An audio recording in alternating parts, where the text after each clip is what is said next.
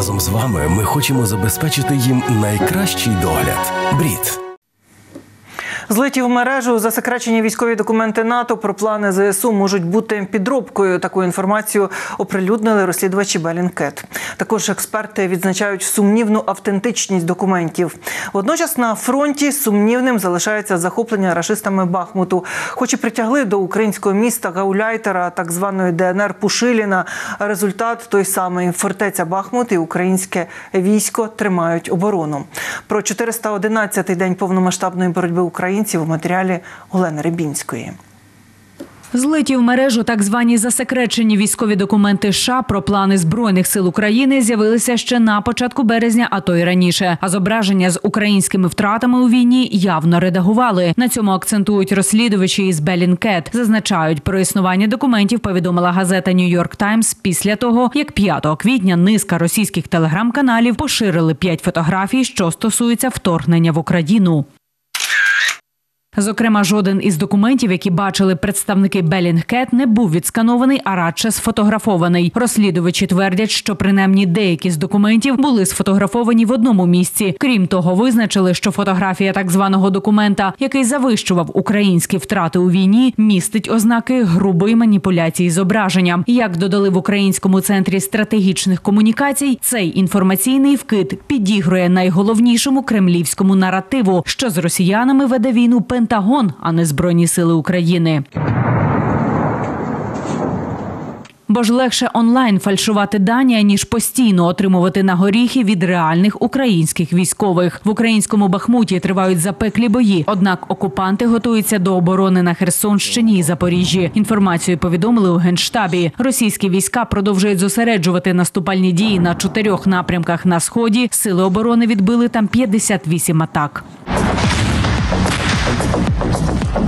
Рашисти у боях за Бахмут перейшли до сирійської тактики. На цьому наголосив командувач східного угруповання військ Олександр Сирський, відвідавши Бахмутський напрям. Додає, ситуація і далі складна, але контрольована. Тривають жорстокі бої з обох боків. Ворог перейшов до так званої сирійської тактики випаленої землі. Знищує будівлі та позиції ударами авіації та вогнем артилерії. Оборона Бахмуту триває. Ситуація складна, але контрольована.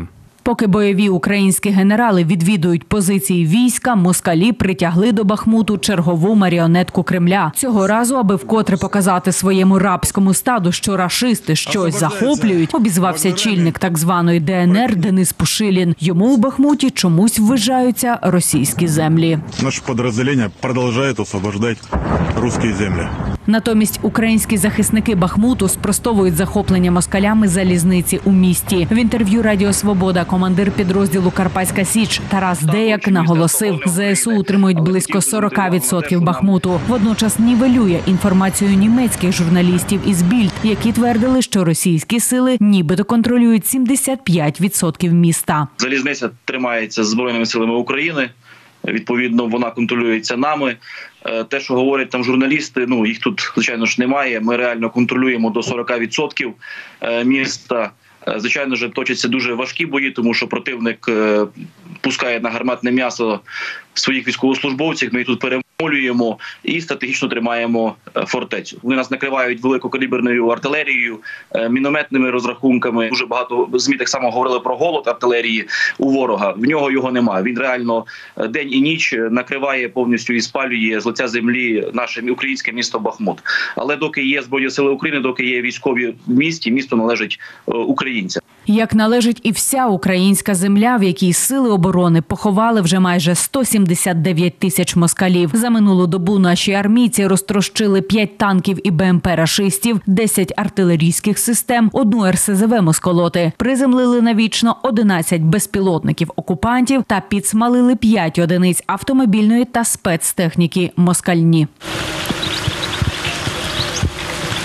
За 20 кілометрів від лінії фронту у Богоявленці, що на Донеччині, життя триває вже під звичні для місцевих вибухи. До повномасштабної війни тут мешкало близько 1000 людей, нині чимало хто покинув домівки. У селі вже немає ані магазину, ані лікарні чи школи, бо вони теж постраждали від обстрілів. 10-річна Христина разом із мамою та бабусею змушені спати у підвалі. Дівчинка тут навчається та доглядає за своїми котами і мріє стати ветеринаркою. Ну, чаще всего где-то под вечер немного прилетов и с самого утра где-то. Голова їхньої родини, чоловік Юлії, загинув улітку від обстрілів. Та мама дівчинки каже, вони не виїжджатимуть із Богоявленки, бо не мають ані куди податися, ані грошей на це. Да не переживайте, все нормально. Все переживают на это дело.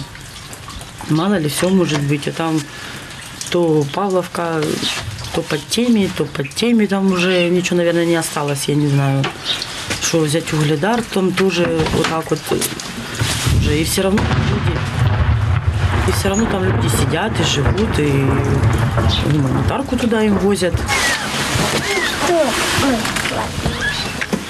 Олена Рибінська, 5 канал.